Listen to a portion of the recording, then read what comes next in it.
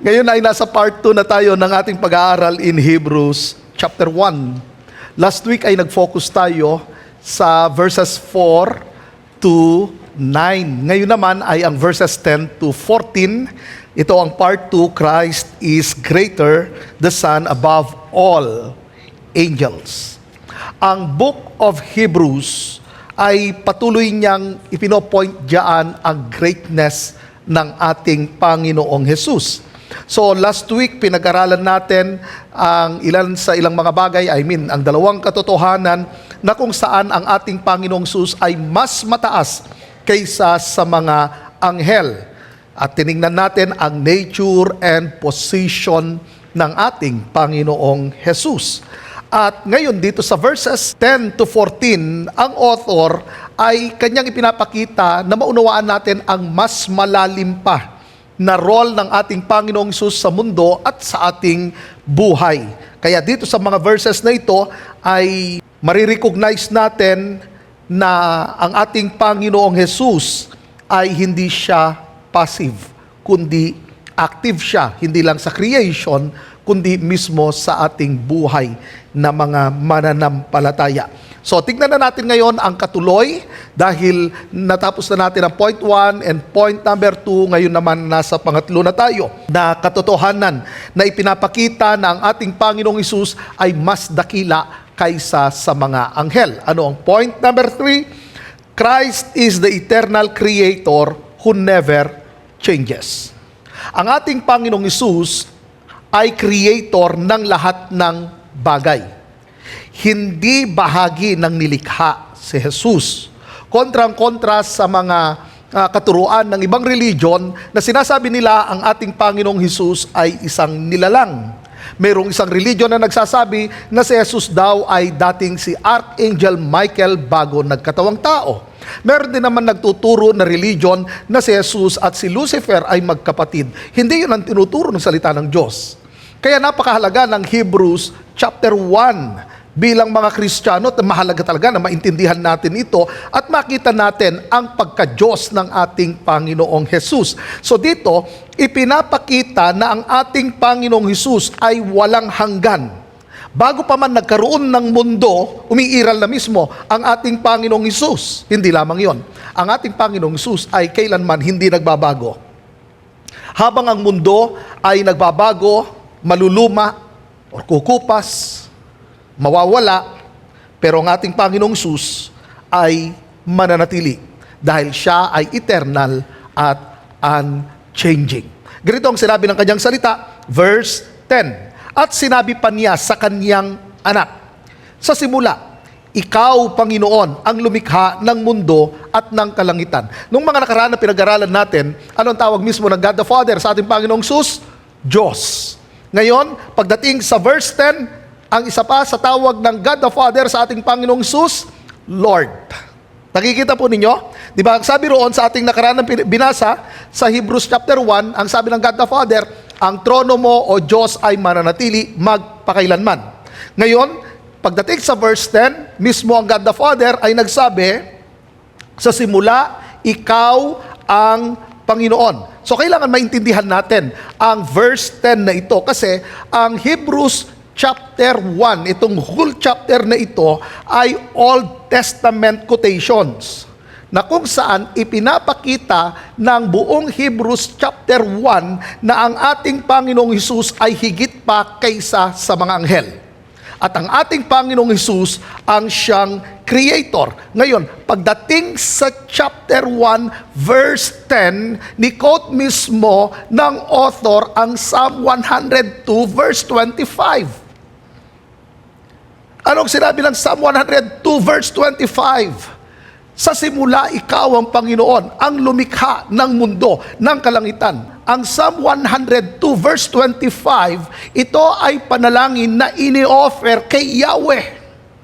So ngayon, yung 102 verse 25 ng Psalm, in-address kay Jesus Christ. Siya si Yahweh na tinutukoy sa Psalm 102. Kontrang-kontra sa paniniwala ng maraming religion na hindi nila nire-recognize ang deity and supremacy and sufficiency ng ating Panginoong Jesus. So noon pa man, ipinapakita na noon pa man naroon na ang ating Panginoong Jesus. So, ano nga ba ang ibig sabihin ng Hebrews chapter 1 verse 10? Una, Christ as creator of all things. Anong sinabi ng salita ng Panginoon? Laid the foundation of the earth. Ang salitang laid the foundation ay isang architectural language. Ipinapakita mismo rito ang carefully planned, intentional, and purposeful na ang ating Panginoong Hesus, nung ginawa niya ang mundo, hindi lang basta't sinabing nandyan na ang mundo, kundi may nagplano, mayroong gumawa, mayroong nagdisenyo, mayroong nagtatag nito. At kung babalikan natin ang Old Testament, kapag sinabing nag-lay ng foundation, ang Diyos lang ang gumawa nun. So maliwanag na ang Creator ay walang iba kundi ang ating Panginoong Jesus.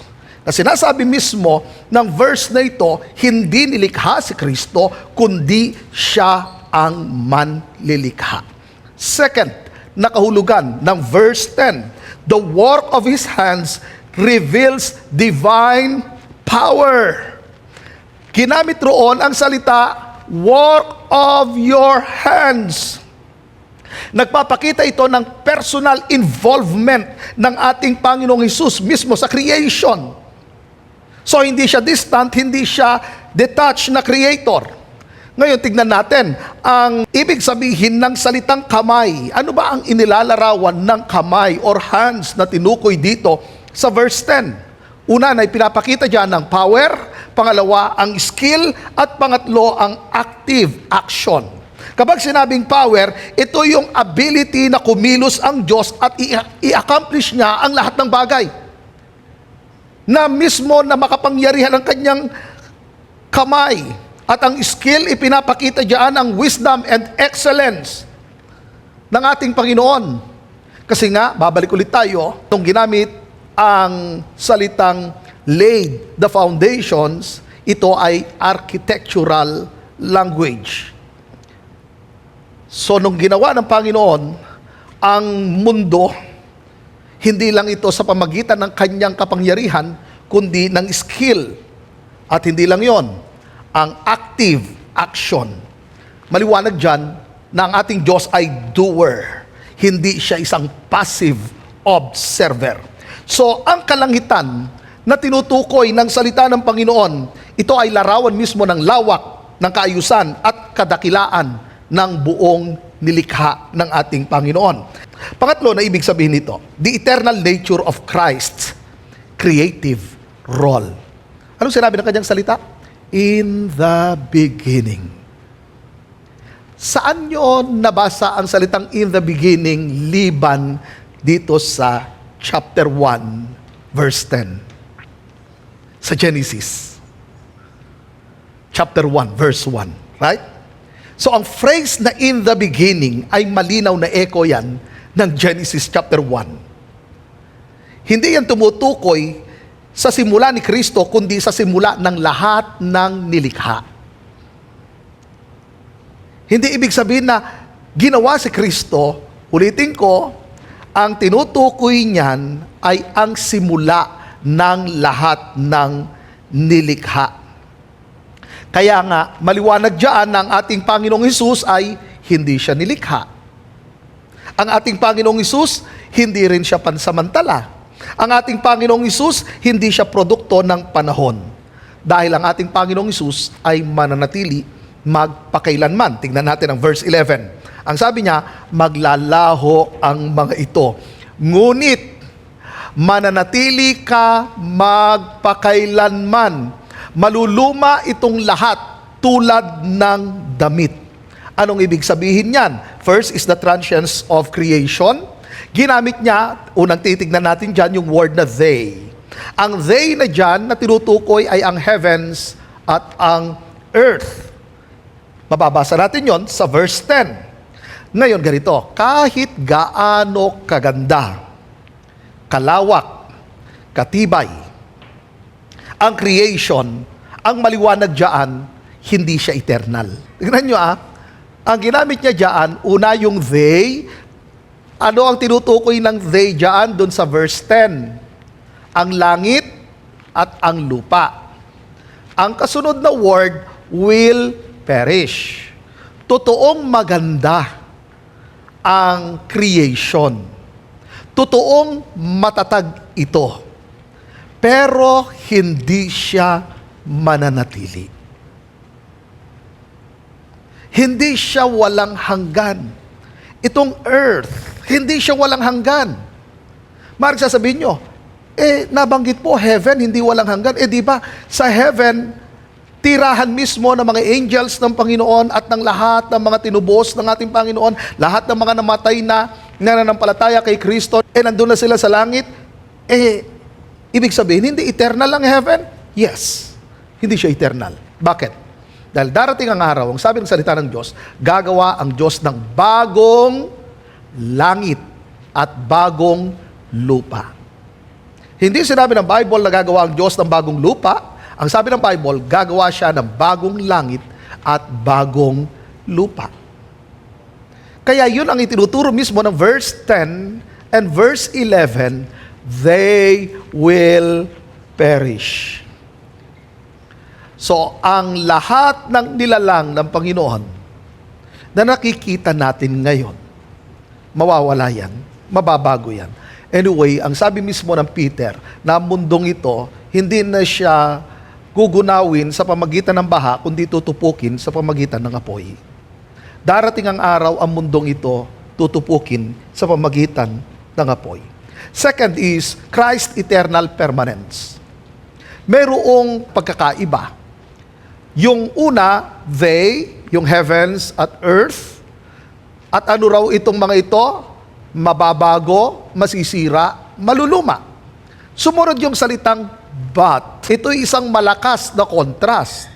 Kasi yung isa, maganda nga, matatag, pero naluluma, nasisira, mababago. Ngayon, ang sabi ng Bible, but, contrast, you, sino yung you na tinutukoy niya? Si Jesus Christ. Sumunod, remain. Ipinapakita ang immutability ng ating Panginoong Jesus.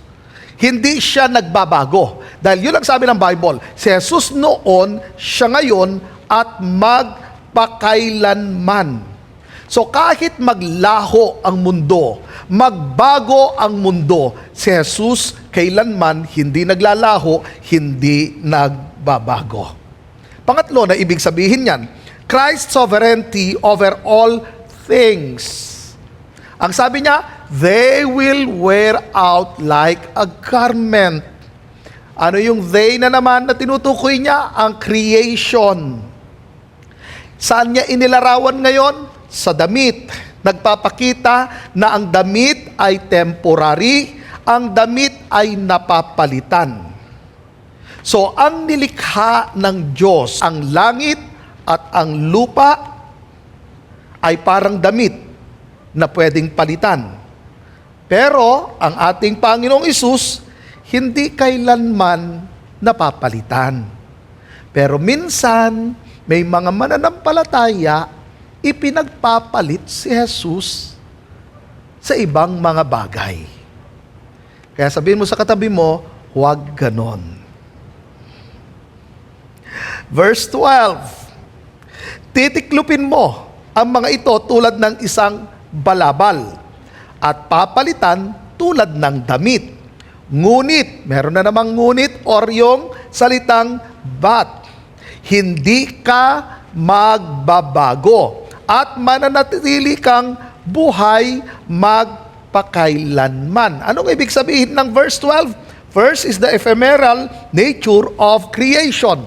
Ang sabi roon, like a garment, like a robe, they will be changed. So ipinagpatuloy ngayon ng author yung kanyang halimbawa sa damit, sa balabal doon sa verse 11. Ang damit, ginagamit sa loob lang ng ilang panahon. Napapalitan na ito kapag luma na. Pati rin naman itong susot natin mamaya, magpapalit kayo ng damit. Tama po ba? Hindi naman siguro buong linggo nyo isusuot yan. Hindi dahil sa, ay, ang ganda ng damit sa'yo, friend. Nagustuhan mo, di mo na tinanggal. Hindi naman ganon. Napapalitan. Papalitan at papalitan mo yan. Kaya nga, inulit-ulit. Like a garment, like a robe, they will be changed. So yan ay pansamantala, subject yan sa pagbabago. Ayon mismo sa purpose ng Panginoon. Pero may kasunod yan eh. Ang sabi roon, you will roll them up. Titiklupin mo sila. Anong pagpapakita nun? Pagpapakita nun ang authority ng ating Panginoong Jesus na nasa ilalim ng kontrol ng Panginoong Jesus ang lahat ng bagay. Isipin mo, no? Titiklupin niya ang creation. Ganon kakapangyarihan ng ating Panginoon. Siya ang may kontrol. Langit at lupa, siya ang may hawak niyan. Ipinapakita nito ang kanyang authority. Hindi lang yan. Tingnan natin yung pangalawa. Christ unchanging nature. Anong sinabi roon? Tingnan ninyo yung kasunod ulit. Ginamit ulit yung salitang but. Mayroong contrast. Malakas na contrast yan. Sabi niya, but. Sumunod yung word na you, si Jesus Christ, are the same. Ganito yan. Ang creation, napapalitan, nababago, naluluma, nasisira. Pero si Jesucristo, nananatiling pareho. Kaya nga ginamit dyan, you are the same. Yan ay maliwanag na pahayag ng immutability ng ating Panginoong Hesus. Hindi nagbabago ang kalikasan ng Panginoong Hesus. Hindi nagbabago ang kanyang karakter. At hindi nagbabago ang pagka-Diyos ni Jesus.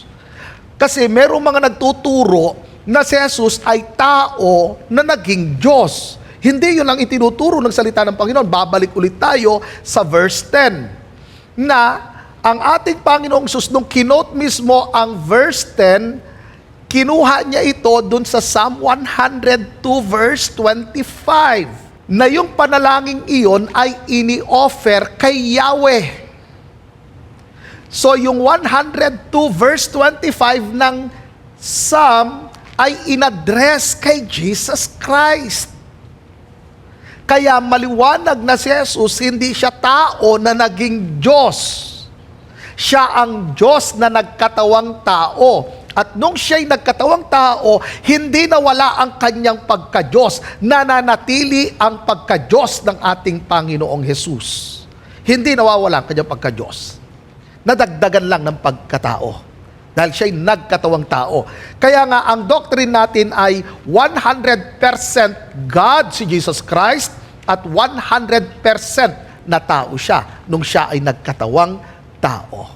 Nakukuha po ninyo? Dahil lang sabi ng Bible, siya'y nagkatawang tao. Hindi ibig sabihin na wala ang pagka-Diyos ng ating Panginoong Hesus. Siya'y nananatiling Diyos. Pangatlo, the eternal duration of Christ. Ginamit niya yung salitang, your years will have no end. Kanina, remain, nananatili. Ito ngayon, napansin ninyo, parang napaka-redundant ng author, ano? Lagi niyang pinapaalala sa mga kapatiran, si Jesus nananatili, wala siyang hanggan. Ang salitang years, ginamit niya kasi ito para maintindihan mismo ng mga tao. Na ang kanyang pino-point out na ang ating Panginoong Hesus ay hindi limitado ng oras. Samantalang ang creation, limitado. Nagbabago, darating ang araw, mawawala, matutupok, papalitan. Pero ang ating Panginoong Hesus, walang katapusan ang kanyang existence. So, ang ating Panginoong Hesus, siya ang eternal sa nakaraan, sa kasalukuyan, at sa walang hanggan. Dahil ang sabi ng Bible, your years will have no end. Pang-apat na katotohanan, Christ reigns supreme while angels serve His people. Anong ibig kong sabihin diyan? Na ang ating Panginoong Hesus ay nasa itaas sa lahat. Siya ang supreme. Higit siya sa lahat ng mga nilikha. Di ba ang paniniwala ng mga ilan nung panahon na yon, si Jesus ay great, pero greater ang mga angels.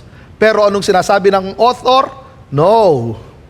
Si Jesus ay mas dakila kaysa sa mga anghel. Kaya yung kanyang presentation doon sa mga nakaraan na pinag-aralan natin, sinabi niya na ang mga angels ay nilalang. At ang lumalang sa kanila ay walang iba kundi si Jesucristo. At si Kristo ang pinakamataas sa lahat. Kaya rito mismo, nung sinabi kong Christ reigns supreme while angels serve His people, makikita kasi natin yan sa verse 13 and 14. Anong sabi ng Bible? Kailan may hindi sinabi ng Diyos sa sinumang anghel, maupo ka sa kanan or sa kanan ko hanggang mapasuko ko sa iyo ang mga kaaway mo. Anong ibig sabihin yan? First is Christ exalted position. Yung salitang umupo ka sa aking kanan, sa biblical thought, ang ibig sabihin niyan, pinakamataas sa honor at sa authority. Nung time kasi na yan, or paniniwala, nung time na yon, kapag sinabing ikaw ay umupo sa kanan or nasa kanan ka ng hari, ang usapan diyan ay ang pagiging tagapagmana at mataas na posisyon.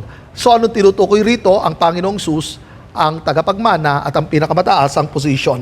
Higit siya sa lahat ng mga anghel, ang ating Panginoong Sus, at siya ang ultimate ruler. Pangalawa na ibig sabihin nito, the authority over His enemies. Kanina, ipinapakita na mas mataas ang ating Panginoong Sus kaysa sa mga anghel. Sa lahat ng creation, langit at lupa. Ngayon, minsan naisip natin parang hindi ata sakop ni Jesus Christ, pati ang mga kaaway, ang mga evil spirits na ito. No. Maliwanag, sabi ng Bible, until I make your enemies a footstool for your feet.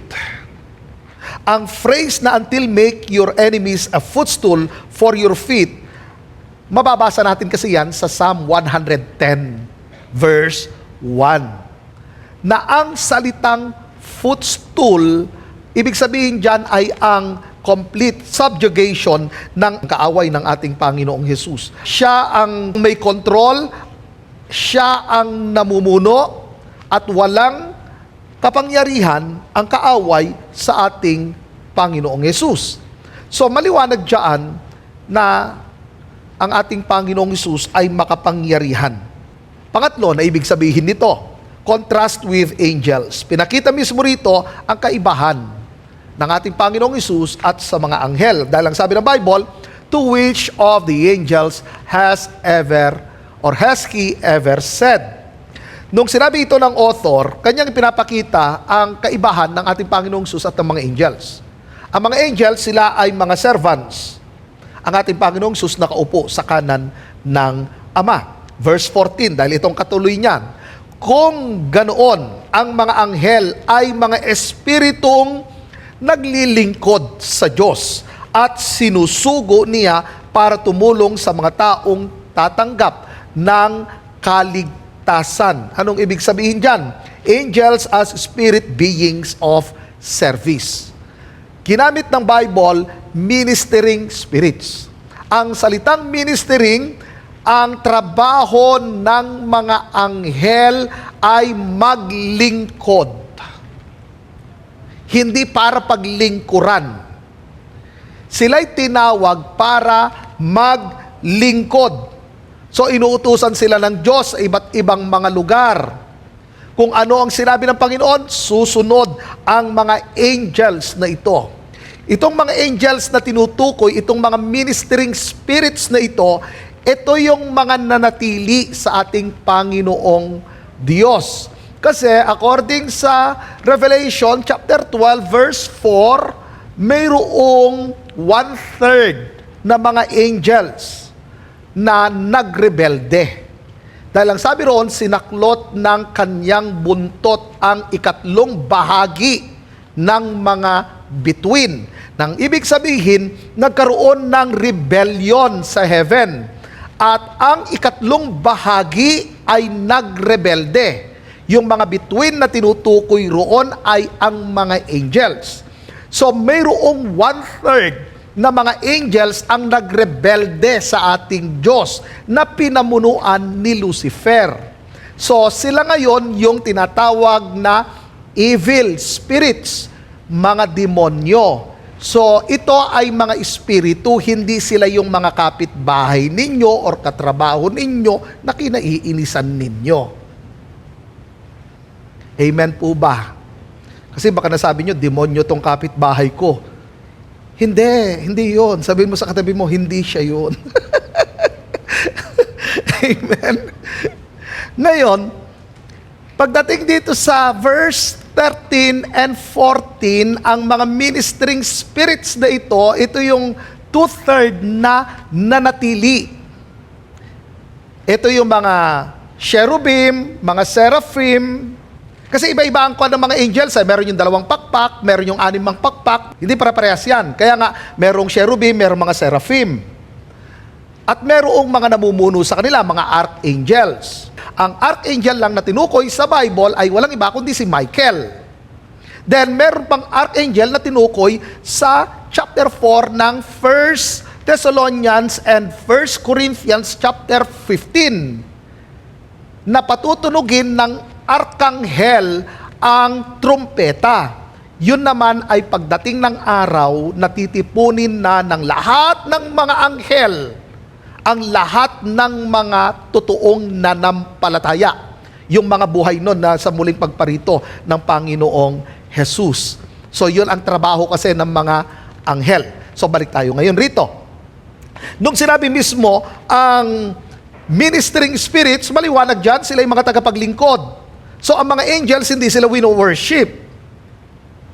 At hindi kayo dapat mag-pray sa kanila. Dahil sila yung mga tagapaglingkod. At sino kanilang pinaglilingkuran? Ang mga tinubos tayo, ang kanilang pinaglilingkuran, inuutusan sila ng Diyos na paglingkuran tayo ng kanyang mga angels. Tignan natin yung kasunod na ibig niyang sabihin, divine assistance for God's people. Dahil ang sabi ng Bible, for the sake of those who are to inherit salvation. Usapan rito, lahat ng mga totoong nanampalataya ay mayroong mga angels na nagbabantay sa kanila. At ang sabi ng Bible in Psalm 91, maliwanag doon na mayroong mga anghel na nagbabantay sa atin. At nung sinabi ng salita ng Panginoon, at lulukuban kanya ng kanyang malabay na pakpak, ang sabi ni Dr. Billy Graham, wala namang pakpak ang Diyos. Kaya sa konteksto na tinutukoy ng salmista sa chapter 91 ay walang iba kundi ang mga anghel ng Diyos, ang mga ministering spirits na siyang nag-iingat sa lahat ng mga mananampalataya. Ngayon, ito ang realidad. Hindi lahat ng tao ay mayroong mga guardian angels. Ang mayroon lamang mga guardian angels ay ang mga totoong nanampalataya kay Hesukristo. Nakukuha po ninyo.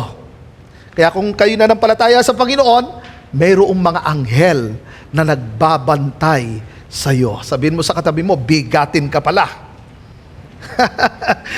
Wala tayong pambayad sa security guard sa bahay natin, pero araw-araw mayroong mga anghel na nagbabantay sa atin. Pagpasok natin sa trabaho, pagpasok natin sa school, pag-uwi natin, sa pagbabiyahe natin, mayroong mga ministering angels. Mayroong nagpo-protect sa atin, mayroong nag-guide sa atin. Yan ang daily provision ng Diyos sa kanyang mga anak. So makita ninyo ang pagkikare ng ating Diyos sa atin. Minsan kasi feeling natin, hindi tayo kinikare ni Lord, parang hindi na ako mahal ni Lord, parang pinabayaan na ako ni Lord. One time nga, nasabi ko noon, nung tinuro ko ang angelology, sabi ko, kung kayang gawin ng Diyos, kahit sa isang araw, buksan niya ang ating mga mata at makita natin ang mga spiritual beings. Alam nyo, napakaabala ng mga angels ng Panginoon na paglingkuran tayo at napakaabala rin ng mga evil spirits para tayo saktan. But every day, bago pa lang tayo pumunta rito, marami nang umaatake sa atin ng mga evil spirits. Pero nakarating tayo ng safe and sound. Bakit? Mayroong mga nagbabantay. May naglilingkod sa atin. Ganon mag-provide ang Lord. Lahat ng pangangailangan natin binibigay niya. Kaya huwag tayong mag-alinlangan sa kabutihan ng Diyos. Ganon ka-protective ang ating tatay. Ganon niya tayo pinoprotektahan. Nakaka-amaze ang ating tatay sa langit. Amen? Ganon kabuti ang ating amang nasa langit. Pangatlo na ibig sabihin nito, Christ's superiority and their subordination. Sa verses 13 to 14, ipinapakita nito ang clear hierarchy. Ang ating Panginoong Hesus, ang supreme, nakaupo siya sa kanan ng ating amang nasa langit. At ang mga angels ay nagse-serve sa lahat ng mga anak ng Diyos. Sa lahat ng mga tinubos ni Jesucristo. Maliwanag diyan na under sa authority at power ng Panginoong Hesus ang mga angels. So ang power na meron at authority ang mga angels ay delegated lang yan mula sa ating Panginoong Hesus. So kung sasummarize natin, ganito yan. Ang mga angels ay ministering spirits. Sinend mismo ng ating God the Father at ng ating Panginoong Hesus para paglingkuran tayo.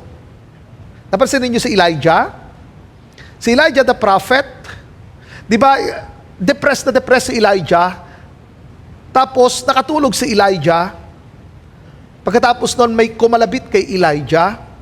Ginising si Elijah. At sino ang nanggising sa kanya? Ang angel ng Panginoon. Nag-prepare ng pagkain ang angel para pakainin si Elijah. Pagkatapos kumain ni Elijah, natulog ulit. Then pagkatapos, ginising na naman siya ng angel ng Panginoon at sinabi sa kanya, Elijah, kain ka na. Nakahanda na ang pagkain at inumin mo dahil malayo pa ang iyong lalakbayin. Meron nag-serve kay Elijah. In the New Testament, si Peter nung nasa kulungan, nag-send ang Lord ng angel para tulungan si Peter. Ipinapakita roon na ang mga angels ng Lord ay napakaabala na sundin ang mga ipinag-uutos ng ating Panginoon para paglingkuran tayo. Ganon kabuti ang ating Panginoon. At ang ating Panginoong Hesus, maliwanag na siya ang Lord over angels. So, hindi mga ruler ang mga angels, kundi si Lord ang siyang ruler. So ngayon, ano naman ang application nito? Itong verses 10 to 14, paano natin ito i-apply? Ano nga ba ang dapat natin gawin? Number 1, depend on His unchanging nature. Ang ilan sa mga nature ng ating Panginoon ay eternal, unchanging, holy, just, faithful, sovereign. So, itong mga nature na ito ay mga essential at non-negotiable attributes ng ating Diyos. Kasi kapag nawala ang isa sa mga ito, hindi na yon Diyos ng Biblia. Ulitin ko, ito yung mga non-negotiable attributes ng Diyos. Kapag nawala ang isa sa mga nature na ito, hindi na yun ang Diyos ng Bible. Kaya nga, sa pag-aaral natin, nung itinuro ko sa inyo ang paterology, kasama doon ay ang attributes ng Diyos. Ngayon, sa nature ng ating Panginoon, nasabi ko noon na ang ating Diyos, ilan sa kanyang mga nature, kasama dyan ang just, faithful, holy, eternal, unchanging, non-negotiable attributes ang tawag diyan. Ngayon, kung babalikan natin ang Hebrews chapter 1 verse 12, ang sabi ng Bible, but you are the same. Ikaw ay mananatili. Ngayon ganito yan. Ang mundo pabago-bago. Actually, lahat halos nagbabago. Ang tao nagbabago. Ang plano natin nagfe-fail. Ang emotion natin minsan mataas, minsan mababa. Pero si Jesus, mananatiling pareho. Kaya pwede tayong umasa sa ating Panginoon. Sigurado kapag sa Kanya tayo umasa. Kung titignan natin ang pangako ng Diyos, ikumpara natin sa pangako ng tao. Minsan ang tao, tinatry niya ang kanyang best na tuparin ang kanyang pangako, pero sabihin ko sa inyo, nagfe-fail din ang tao. Halimbawa, meron nangako sa iyo, bibigyan kita ng pera. Biglang nalugi pala yung tao na yon. Kasi hindi niya kontrol ang lahat. Minsan may nangangako sa atin, sasamahan kita hanggang pagtanda. Gagawin niya ang lahat ng kanyang best pero hindi siya dumating sa katandaan. Kasi ang tao, merong katapusan, merong hangganan. Yun nga ang sinabi mismo ng salita ng Panginoon. Sa Ecclesiastes, chapter 3, verse 1 and 2. Lahat ng bagay na katakda, merong season. Pag sinabi kasing season, hindi siya isang aksidente. Dati nang nakatakda yan. Pag sinabi nating season, nung ginamit mismo yon ng author, ang salitang season, hindi isang aksidente, kundi sinadya mismo na ganun na yon. Nakaplano na noon pa man yan. So, ano yung season na yon? Ang sabi ng Bible, ang season ng ating kapanganakan. So, nakatakda ang araw ng ating kapanganakan. Maring hindi ka nga pinlano ng mga magulang mo, pero sa Diyos planado na yon. Ang araw ng kapanganakan mo, maging ang mga magulang mo, hindi isang aksidente na sila ang mga magulang mo. At maging ikaw na anak, hindi ka isang aksidente. Ngayon, babalik ulit tayo. Season kasi ang ginamit. Nakatakda na yan. Hindi isang aksidente. Nakaplano na, noon pa man. Pero ang season na yun ay hindi lang season ng kapanganakan, kundi merong season ng kamatayan. Usapan dyan, noon pa man pala, hindi lang ang araw ng kapanganakan ko ang nakatakda, kundi araw ng kamatayan ko. At walang sino man makakahadlang doon. Ang kamatayan na yun, itinakda na ng Diyos. Maaring yung ilan hanggang 30 years, 37 years, meron pang 50 years, meron pang 60 years, may pang 80 years, may pang 101 years old. Pero ang usapan kasi dyan, hindi kung gaano kahaba ang buhay natin, kundi paano mo ginamit ang buhay mo? Paano mo ginamit ang buhay mo? Sa mga hindi nanampalataya sa Panginoon, saan mo ginugugol ang panahon mo? Ang buong buhay mo, saan mo ginugol? Ini-ignore mo pa rin ba ang Panginoon? Dapat huwag masayang ang ating buhay. Dahil may season ng lahat. Hindi ikaw may hawak ng buhay mo. Hindi ikaw may kontrol ng buhay mo. Kaya huwag mong ipagpaliban ang panawagan ng Diyos. Kaya nga sinabi ng kanyang salita, na kapag narinig mo ang kanyang tinig, huwag mo na itong i-ignore. Ngayon, sa mga nanampalataya, paano mo ginamit ang buhay mo? Saan ka nakadepende? Sa mga bagay sa sanlibutan ito? Sa mga ari-arian na nasa sa iyo, sa iyong kayamanan? Or nakadepende ka sa Panginoon? Mahalaga ng panghawakan natin ay ang pangako ng Panginoon. Dahil ang pangako ng Diyos kailanman hindi napapako. Ginagawa, tinutupad ng Diyos ang kanyang mga pangako. Babalik ulit tayo sa sinabi ng Bible ng ating Panginoong Hesus ay hindi nagbabago.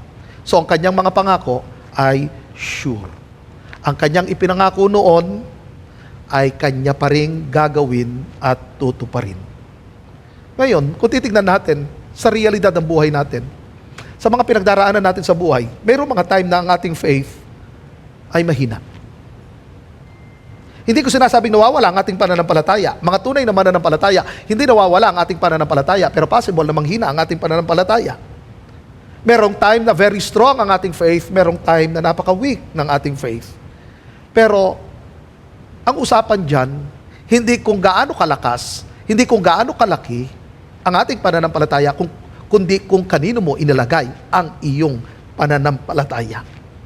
Kung kay Jesus, then hindi nagbabago ang Panginoon. Ang ating pananampalataya nagbabago, malakas, mahina. Pero sa Kristo, nananatili. Kaya kapag sa Kanya mo inilagay, secure talaga ang lahat. Consistent ang ating Panginoon. Ang Kanyang katapatan, consistent.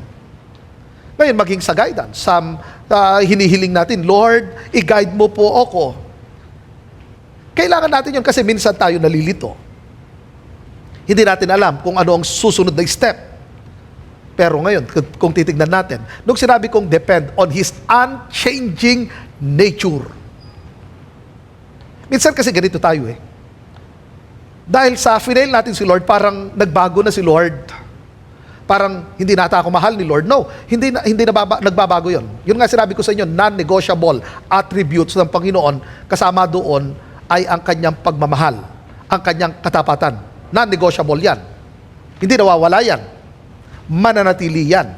So pag dumating yung time na fail ko si Lord, hindi ko masasabing, hindi na ako mahal ni Lord. No! Mananatili pa rin ang pagmamahal ng Diyos. Hindi malayo ang Panginoon.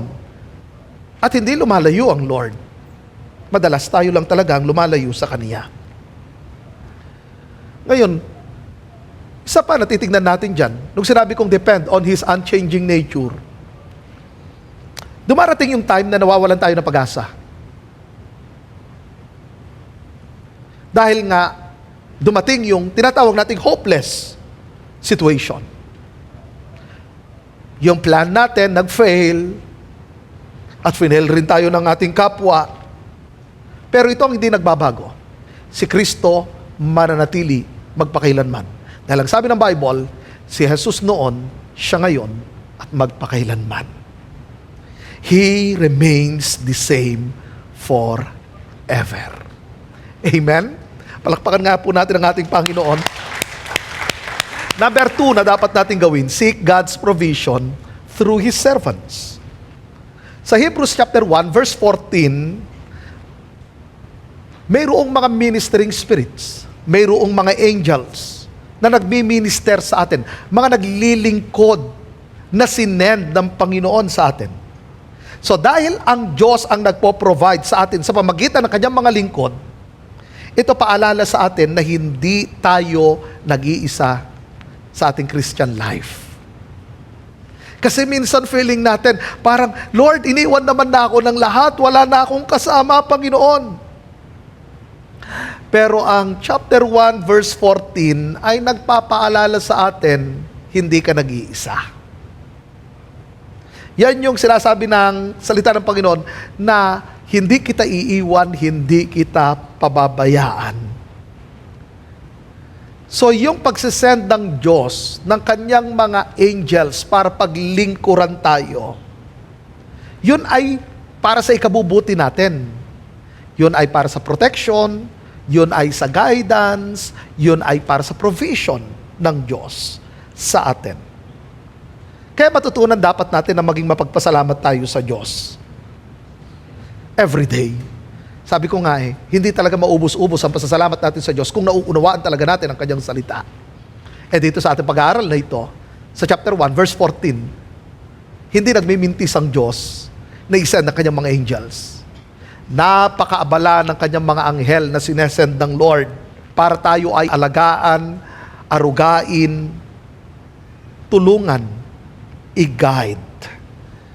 Pero, ito lang rin naman ang paalala ko. Madalas kasi ang sinisik natin ang mga angels. Huwag ang angels ang isik natin si Lord. Tandaan ninyo, ang mga angels, ministering spirits. Sinesend sila ng Lord.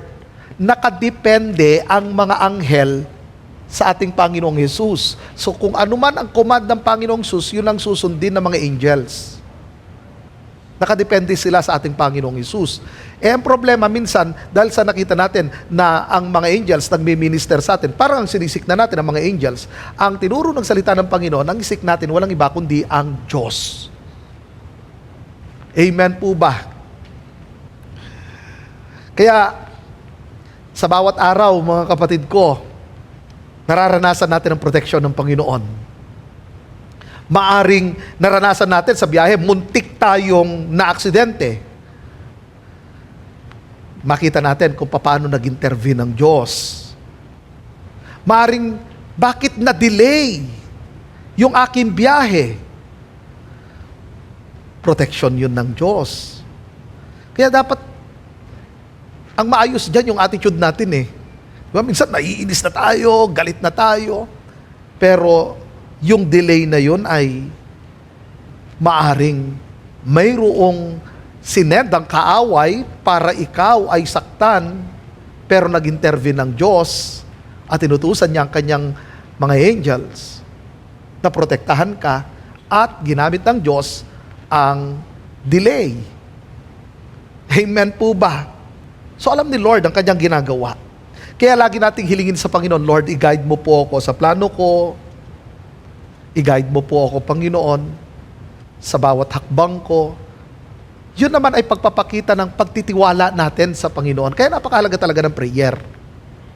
Actually nga, nung nagpe-pray si Daniel, after ng 3 araw na pananalangin ni Daniel, sinend ng Lord ang angel eh. Pero na-delay pagdating rin naman ng angel kasi mayroong humarang. Mayroong masamang espiritu na humarang sa sinend ng Panginoon. So nakipagbuno ng ilang araw. So nag-send si Lord ng another pang angel para tulungan yung angel na sabihin ang message kay Daniel. Dahil ang sabi ng angel ng Panginoon, bago ka palang manalangin, tinugon ka na ng Diyos. Kaya ito yung mensahe ng Panginoon. Meron talagang spiritual battle. Mayroong paghahadlang ang kaaway. Abala naman ang mga angels ng Panginoon para sundin kung ano ang command ng ating Diyos. Pero ganun din, busy din ang kaaway natin na hadlangan ng lahat. Kaya nga, ginawa ni Daniel, tuloy-tuloy na pananalangin. Ito yung pagpapakita ng matinding pagtitiwala niya mismo sa ating Panginoon. Kaya si Lord, hindi siya nagmimintis na i-provide ang pangangailangan natin. Pero minsan ang gusto kasi natin, yung ibigay ni Lord kung ano yung gusto natin. Alam ni Lord kung anong kailangan natin. So kung ano man ang pinrovide ni Lord sa atin, yun talaga yung kailangan natin sa moment na yun. Amen? Alam ni Lord kung ano talaga ang kailangan natin, higit pa sa pagkakaalam natin. Si Lord, siya ang sovereign Lord at alam niya ang lahat ng bagay at alam niya kung ano ang kailangan ng kanyang mga anak. Pangatlo na dapat natin gawin, live with an eternal perspective. Sa Hebrew chapter 1 verse 11 to 12, maliwanag diyan na ang creation ay mapaparam, mawawala, kumukupas, papalitan, nagbabago.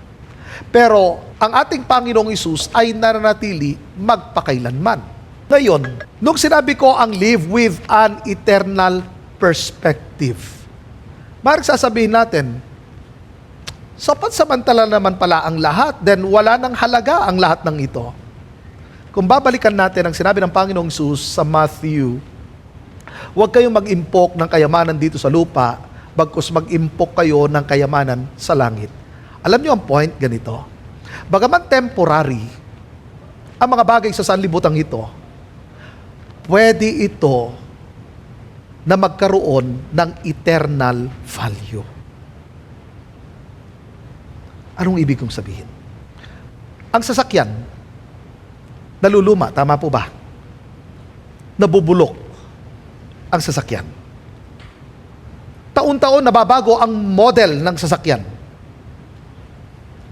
Yung magandang sasakyan ngayon, sa susunod merong bagong modelo, tapos lumuluma ang sasakyan, ipinapakita ron na ang sasakyan may hangganan, pero posible na magkaroon ito ng eternal value. Papaano? Hindi ko maiimpok sa langit ang aking sasakyan, pero pwedeng makapag-impok ako ng kayamanan sa langit sa pamagitan ng pagpapagamit ko sa aking sasakyan. Sa pamagitan ng ano? Na ginagamit ko para sa ministry, para sa mga kapatiran, paghatid, pagsundo. Ang bahay naluluma, kumukupas. Nababago naman talaga ang ganda, maaring itong taon na ito yung ganitong design, ang magandang bahay. But after ng ilang dekada, merong mas magandang disenyo, mas makabago. Ipinapakita diyan na nagbabago ang lahat, lumuluma ang lahat, kumukupas ang lahat. Pero pwede na magkaroon ito ng walang hanggang halaga. Sa pamagitan ng ano? Sa pamagitan ng pagpapagamit ko sa aking bahay. Sa pamagitan ng pagpapagamit ko, sa pamagitan ng life group, ng outreach. Nakukuha niyo yung point? Ang pera, nung may discussion kami, kasama yung mga magpipreach itong Sunday na ito, sabi ko sa kanila, ay ganito, isipin ninyo, bigyan lang tayo ng Diyos ng isang pagkakataon na kapag namatay tayo, maidala natin, halimbawa, ang 10 million pesos sa langit. Ngayon, ang tanong ko, anong halaga ng 10 million pesos sa langit? Anong value nun? So sabi ko sa kanila, yung 10 million pesos na dadalhin ko sa langit, kalat lang yun, basura. Bakit? Isipin mo, papel lang yun samantalang yung floor natin, yung tinatapakan natin dun sa langit, ginto. Anong halaga ng papel? Pero sabi ko'y ganito, though ang pera pagdating sa langit ay walang halaga, pero posible na magkaroon ito ng halaga kung gagamitin ko sa tama, kung magiging mabuti akong katiwala. Naluluma, nasisira, kumukupas, nawawala ng halaga, pero possible na magkaroon ng eternal value. Itong katawan na ito, itong katawan na ito, tatanda, manghihina, mangungulubot. At kung loloobin ni Lord, aabot pa ako ng 85 years old to 90 years old. Mag-aamoy lupa ako. Manghihina ang katawan na ito. Maring matatanggal ang mga ngipin ko. Lalabo ang paningin ko. Malalagas ang buhok ko. Hihina ang dinig ko. Maaring magbabago ang panlasa ko. So ang katawang ito, papunta sa pagkabulok, sa pagkasira. Totoo ang sabi ng Bible, sa alabok ka nang galing, sa alabok ka din babalik. So ang katawan ko ay temporary.